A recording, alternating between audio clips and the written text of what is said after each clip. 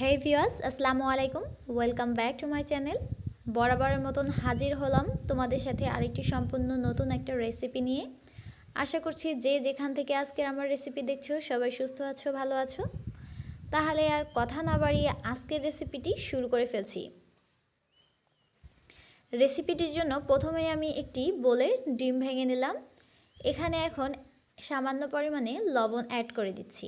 দিয়ে এবার ভালোভাবে ডিমটিকে লবণের সাথে ফেটিয়ে নিচ্ছি। ভালোভাবে ফেটিয়ে নিতে হবে। ফেটানো হয়ে গেলে এখন এখানে আমি দিয়ে দিচ্ছি 1 চামচ বেকিং পাউডার। তারপরে আমি এখানে দিয়ে দেব 1 কাপ ময়দা। দেওয়া হয়ে গেলে এখন ভালোভাবে হাত দিয়ে মসৃণ একটা ডো মেখে নেব। ডিম দেওয়ার কারণে কিন্তু ডোটা আমাদের অনেকটাই আঠালো হয়ে যাবে। তবে চিন্তার কোনো কারণ নেই, এখানে সামান্য একটু তেল দিয়ে নিলে কিন্তু ডোটা অনেকটাই সফট হয়ে যাবে, বোলের গায়ে লেগে থাকবে না, সেটি অনেকটাই মসৃণ ভাব চলে আসবে। আমার ডোটা মাখা হয়ে গেলে সামান্য পরিমাণে আরেকটু তেল দিয়ে এটিকে আমি কিছুক্ষণের জন্য রেস্টে রেখে দেব। রেস্টে থাকার কারণে জিনিসটার ভিতর কিন্তু একটা খাস্তা ভাব চলে আসবে। এখন আমি এটিকে বেলে নিচ্ছি। তোমরা যতটা করে নাস্তাটি বানিয়ে নিতে চাও ততটা করেই কিন্তু ছোট করে টুকরা করে নিও। এখন আমি এটিকে প্রথমে লম্বা করে বেলে নিচ্ছি, তারপরে আমি এটিকে কেটে নেব চারো সাইড থেকে। চারো সাইড থেকে কাটা হয়ে গেলে এখন আমি এর মাঝ বরাবর অনেকগুলো কেটে নেব। তবে মাথার সাইডটা কিন্তু কাটবো না, মাঝখান থেকে কেটে নিতে হবে। দেখতেই পাচ্ছ কেমন করে কেটে নিচ্ছি মাঝ বরাবর। এবার এর উপর দিয়ে সামান্য করে পানি লাগিয়ে নিচ্ছি। দুই সাইড থেকেই আমি পানি লাগিয়ে দিচ্ছি। এবার একটির উপর আরেকটি চেপে বসিয়ে দেব।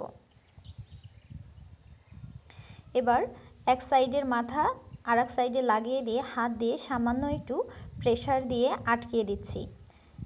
হয়ে গেলে এবার লম্বা করে একটু টেনে ধরে মুড়িয়ে দিয়ে দুই মাথা একখানে করে বসিয়ে দিলাম চাপ দিয়ে। এই তো তৈরি হয়ে গেল একটা নতুন ধরনের রেসিপি। আশা করছি তোমাদের কাছে এই রেসিপিটি অনেক ভালো লাগবে। তোমাদের সুবিধার জন্য আমি আরেকটি করে দেখাচ্ছি। বানানোও খুব সহজ আর খেতেও ভীষণ মজাদার। এরকম নতুন নতুন নাস্তাগুলো কিন্তু বাচ্চারাও অনেক পছন্দ করবে।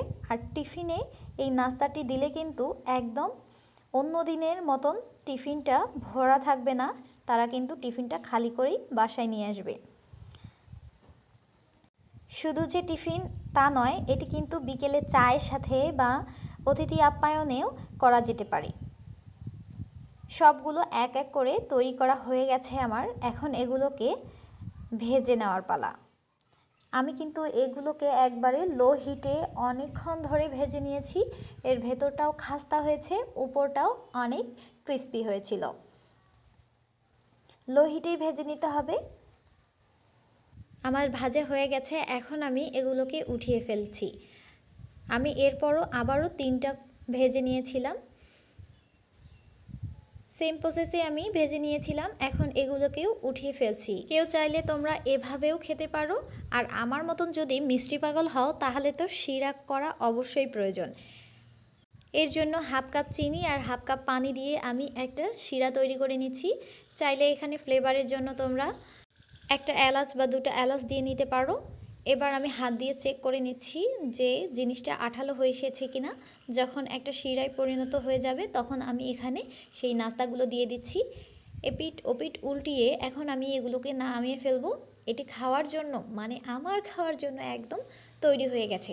তোমরা যদি মিষ্টি পছন্দ করো তাহলে শিরায় দিতে পারো, আর যদি না চাও তাহলে এমনিও খেতে পারো। এই রকম মজাদার খাবার আমার কাছে তো অনেক মজা লাগে। তোমাদের কাছে কেমন লাগে কমেন্টে জানাতে ভুলবে না। আশা করছি আজকের রেসিপি তোমাদের কাছে অনেক ভালো লেগেছে। ভালো লাগলে লাইক, শেয়ার আর সাবস্ক্রাইব করতে ভুলবে না।